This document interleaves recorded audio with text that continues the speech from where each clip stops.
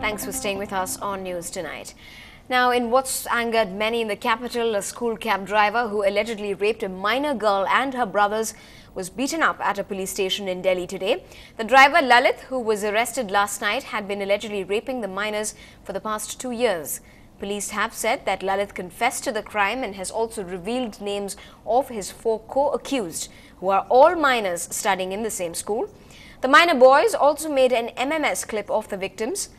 The girl who was raped said that she was repeatedly raped under the influence of drugs and that the accused also sodomized her young brothers. She said that the rapist made those MMS clips and threatened to kill her if she told the story to anyone.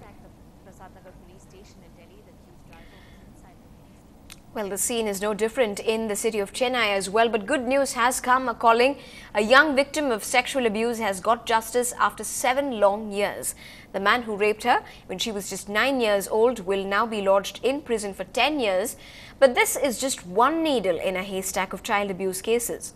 So the need of the hour is a comprehensive law to deal with sexual offences against children. My colleague Ragamalika brings you more on this shocking trend in our very own city. A young girl who was raped on more than one occasion by her physical training teacher over 7 years ago has got justice at last. The Madras High Court has upheld a fast-track court's judgment that the rapist be jailed for 10 years. It's a victory of sorts for her family, who have fought this case in the court without giving into threats or the fear of social stigma. நம்ம குழந்தைக்கு நடந்த மாதிரி இன்னொரு குழந்தைக்கு நடக்க கூடாது அவ்வளவுதான் வேற எந்த குழந்தைக்கு அந்த மாதிரி நடக்க கூடாது நம்ம குழந்தைப்பட்ட வேதனை நம்ம கண்ணால பார்த்துட்டோம் அதனால இன்னொரு குழந்தைக்கு அந்த மாதிரி நடக்க கூடாது. This conviction comes as a huge relief for the young girl and her family who fought this case for 7 long years. But the need of the hour is a special law to tackle cases of sexual offences against children.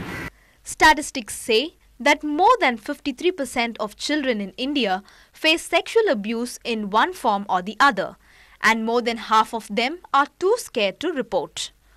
Most of the time, the offender holds a position of responsibility for the child. Take the case of the Dutch national Wilhelm, for instance, who molested children at an orphanage he ran. Law as such as it prevails today to prove rape, there should be penetration, and the entire thing of making the child repeat this also becomes a real problem, and we find that the ordinary Indian Penal Code addresses the issues of the adults more than the issue of a child in particular.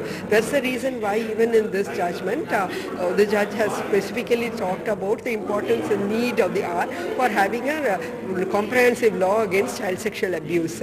The Madras High Court has said in its judgment that a special law is mandatory to combat sexual abuse of children, and even as the Law Ministry has taken steps to introduce a gender-neutral bill to deal with children's sexual abuse in the nation, it's time for the society to report such cases and not brush them under the carpet.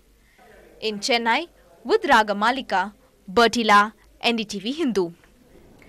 Now, in a new twist in the controversy from the world of cricket, fresh revelations of spot fixing once again levelled against the Pakistan cricket team continues to gain disrepute by the day. The latest allegations have to do with yesterday's one-day against England.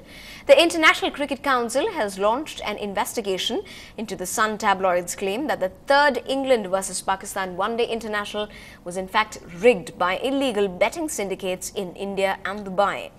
While thanking the British tabloid for its expose, the ICC CEO Harun Lorgat has said, and I quote, "Broadly, the information from the Sun newspaper appears to be correct, so we feel it is incumbent upon us to launch a full inquiry, although at this stage we aren't stating anything untoward has taken place," unquote.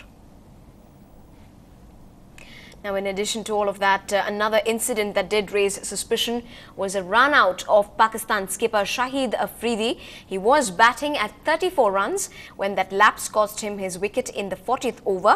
At that moment, most experts had termed it as lazy. But now, with the ICC investigating Pakistani innings for alleged match fixing, this incident has come under the microscope.